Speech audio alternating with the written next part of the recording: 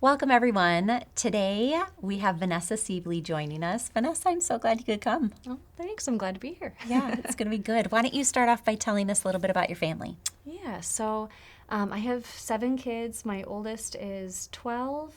We have an 11-year-old and then a 9-year-old. Those are all sons. And then we have 4 girls that are 7, 6, 4, and then 3. So, Are all their birthdays like all throughout the year, or are they all really close together? a little bit of each. We Yeah. have some winter birthdays, and we have some spring birthdays, and we have one summer birthday. So Yeah, that's so fun. Yeah. So fun. Let's just dive right in. And I feel like you have lived such a rich life already, like the different parts of your life that I've heard about and that I've known.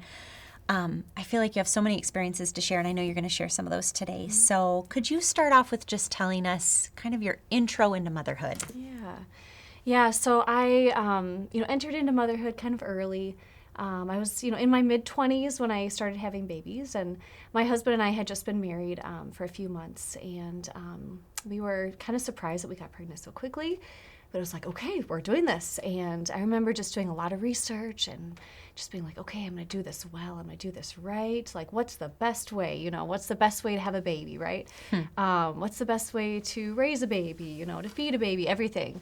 And so I just began doing lots of research. And it's just interesting to me how, we make our plans, but sometimes they don't go quite the way that we expected.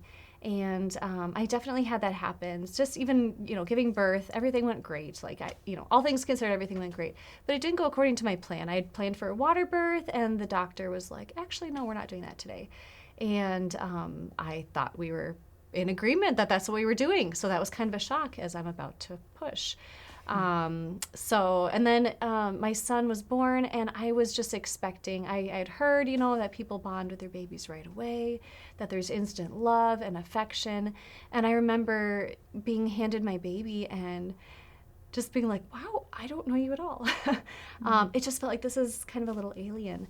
And I remember feeling a little bit of shame and maybe guilt about that. And just feeling uncertain, like I just had a baby. I should be just over the moon excited to be his mom, and all I can think about is I just want to have my body back.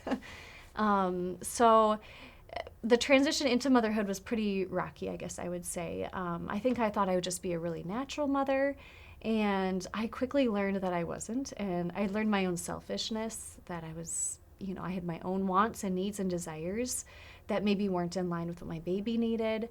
I nursed for the first 5 months, and I just was feeling like he wasn't quite getting enough. And I remember going to the pediatrician, and she's like, oh, he's fine. He's within the range. It's okay. And I just had this feeling that something was off. I ended up giving him formula at 5 months, and he just took off, and I'm glad that I did that. But I think on some level I kind of felt like I had failed at nursing him sufficiently, at not being the source of life that he needed. So that was difficult. I remember too, with 2 kids, the first time both babies cried for the first time, and just being like, what did we do? We had 2 babies very close together, and thinking, this is kind of rough, this isn't as easy as I expected maybe. Yeah. Thank you for sharing some of that vulnerable stuff. I think there are probably moms out there that are like, oh my gosh, there's somebody else who felt that. I mean, I would imagine that maybe some of us have felt some of those feelings, and it's like, is this okay? Like, this isn't what I expected. And I just appreciate you opening up and sharing about that. I know that throughout motherhood and continued life, you've gone through some pretty intense things. Would you be willing to share some of those with us?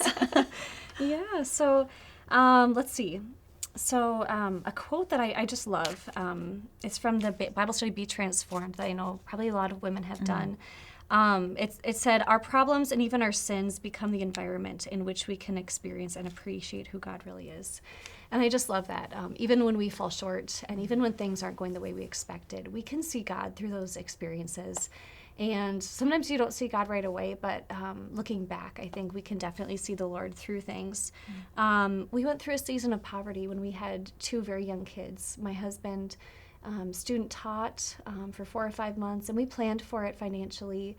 and kind of got through that season. And we just thought when we were on the other side of it that he would have a job that made a certain amount, and things would just kind of go back to normal on some level. And we really felt strongly that I was supposed to stay home with our kids. Like, we both felt that pretty strongly. And so we continued to do that. But after my husband student taught, things didn't go quite the way we expected. My husband felt really strongly that he was supposed to take a job that was making minimum wage. And so we kind of entered into this season after exhausting all of our financial resources of like, okay, there's not really much coming in. And we kind of expected now that we would make up some of the things that we had, you know what I mean, kind of make up with those areas where we had had a lack maybe. And so that was a trying season. And I remember just kind of, you know, having moments where it was like, why are we doing this? Lord, what, like, how are you in this? Why would you want us to do this? And we got pregnant during that time too with our third, which was, I remember being like, why are we pregnant right now? This is kind of nuts. But it's just so cool. The Lord provided for us in some pretty incredible ways. We had friends just out of the blue. I think they kind of knew what was going on, and they came around us and blessed us financially. I remember they like blessed us with food. They blessed us financially. We had, I mean, we've never received so many gift cards for things in our lives as we did in that season. We went on our fanciest date ever. During that time, we had somebody just insist that we go out and have a really fancy date. And it's just really cool how the Lord provides through difficult circumstances. I had my appendix out, I remember. And I remember being in the hospital thinking, okay, Tyler, don't go out to eat, because, like, don't go grab food because, like, we don't have any money. And, but it was just so cool. All of our friends came around and, like, brought us meals after that. And I told Tyler afterwards, actually, I didn't buy groceries this week because we're, like, out of money. Like, we don't have any money for groceries. The timing of it was incredible. So it's cool to look back and see that. And during the time, you know, at the time, I didn't see that as much. But looking back, we look back on it as a season of blessing, even though our finances were not really there. So that's good. I mean, being able to look back and see a season of blessing in a time that feels so hard, that can give us hope in the seasons of hard that we're in. What about your neighborhood? What about that environment where you were living? Yeah, so we live in a wonderful neighborhood, and when we first moved in, we were so excited. It was our first house that we had ever bought, and we moved in. We're super excited. We're like, man, we want to just like bless this neighborhood. We really felt like we were called to pray for peace for our neighborhood, and so we were doing that, you know. And a month after we moved in, we had someone shot in the street right in front of our house. And thankfully didn't, you know, die, but was rushed to the hospital, you know, shortly after. And I remember just kind of being in shock. I had just found out that I was pregnant with my fifth, and I remember being like, I don't feel like I can let my kids out of the house. Like, why am I living here with all these little kids if we live in this place where we can't even send them outside? Things kind of escalated, to make a long story short. But there were all sorts of things that happened, and we had relationship. Basically, it was one family. We had relationship with them. We knew them by name. You know, at one point, this woman brought my 1-year-old who had wandered off back to me, which was amazing. You know, but there was a lot of violence that was happening, and it was all related to this one family. And we had another family who lived kind of opposite direction, who just kind of became, honestly, our community, our like anchor in that neighborhood. They were just a safe place for us. They had kids that were just a little bit older than ours. They were Christians, like really solid believers. And I remember quickly they just became this safe place, and we had these understandings, you know, that when the kids were at our house, or if the kids were at their house, everybody just bring them inside if there's gunshots, you know. There were just different things that other people would not ever understand unless they've been in a similar circumstance. But we just had these things understood, and we'd always call each other, okay, do you have all these kids? Okay, I've got these, you know. So the Lord really, you know, it's interesting because our neighborhood really was transformed. So we were praying throughout all this. We were praying for peace, praying that the Lord would transform our neighborhood, and He really did. We really came together with our neighbors. I feel like there was a lot of, like, there was a need for community, in our neighborhood, and so we really came together and vocalized some things to the authorities, and slowly but surely there was change that took place, and right now it's just incredible because our neighborhood is so peaceful. Our kids run around. I mean, I tell people my kids are living a 90s childhood. They're like biking all over the place in North Minneapolis. You wouldn't believe it, but we have so many friends who we're so close to who are less than a mile away. And our kids are biking back and forth, running back and forth between houses. Lots of Christian people who I trust, So it's cool how the Lord can transform. I mean, these families lived there the whole time through all this violence, and we just never knew these families. So I'm just so thankful. Yeah, our neighborhood's not violent. We don't experience that at all. I wouldn't let my kids just ride back and forth if I felt it was unsafe. So it's cool how the Lord worked in our neighborhood. He really did. And all of that prayer and all of that connection and community, like God moved through that, and you guys like persevered as you felt called to still stay there, and then wow, to be able to see the fruit. Like, it's beautiful. It's beautiful. Thank you for your example, really, for us to persevere through hard things that God's calling us to impact whatever it is that he wants us to impact. So, okay, so let's talk babies for a second, because you've had a few, right? So you've had a few. How did it go having children? Lots of moms experience like postpartum stuff. Did you go through any hard times or challenges when you were having those babies? Yeah, so like I said, I started in my, mid-20s. Those babies, like, it just went so well. Like, looking back, I'm like, wow, I didn't have any issues, really. Nothing to complain about, right? And then after my first daughter, I was so thrilled to have a daughter for the first time. And I had some postpartum depression with her, and that was difficult.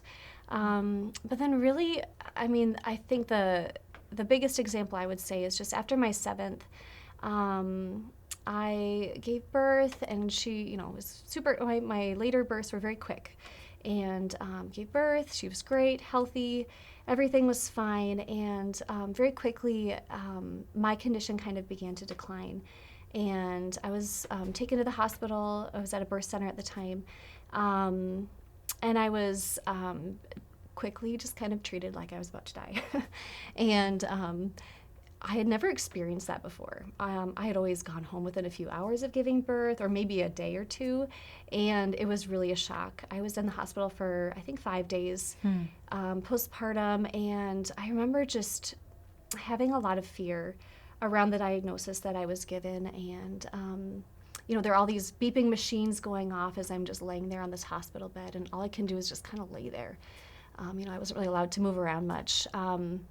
And I remember the fear that I had. I was like, why am I afraid? Like, I know I'm going to go see Jesus, and that's good, and I want that, like, sincerely. And my fear was more that I was abandoning this baby, that this baby was going to be without a mother, and my other children, too. I thought about my, almost 2-year-old who I'd be leaving, and I just thought, I don't want to leave these children without a mother. So during that time, my husband's wonderful, and he's like playing worship music. He's trying to distract me, and just like, it's okay, and trying to just bless me in that way. And I spent a lot of time praying. I spent time in the Word.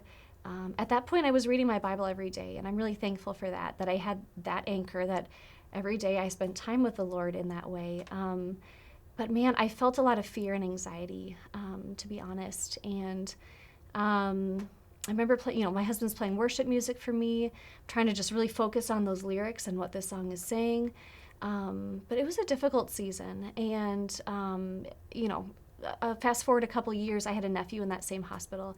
I remember kind of shaking as I went into that hospital, just kind of having these memories of like, oh, this is the place. But yeah, looking back, I see how the Lord was there. How I don't necessarily see, I feel like I see that he was with me, that he was like there with me, physically by my side. And I'm really thankful for that, and thankful that I can see that retrospectively. And I feel like it helps to know that in future circumstances, that he was there in something so difficult. So do you feel that when you look at, your future and you look at like, okay, I know that there's going to be circumstances that'll come up. Yeah. Do you feel like you can walk more confidently into those, knowing that, well, God's shown up for me before. I know He'll show up again. Like, do you feel that anchoring of hope in those times? Yeah. Yeah, Okay. for sure. Okay, Yeah. great. Well, I'm really thankful for your stories, and I know that God always like uses these stories to do good work for the future in our lives and other people's lives. And so I just want to thank you for like openly sharing, because all of us mamas, we go through our difficult times may look different, but our anchor is never different. Yeah. Like Jesus is always there, whether we can see Him in the moment or not. We can look back and say, no, God held me together, and He will hold me together for the future. So thank you. Yeah, thank Appreciate you Sarah. so Yeah. much. Enjoy your discussion, ladies, and we'll see you next time. Yeah.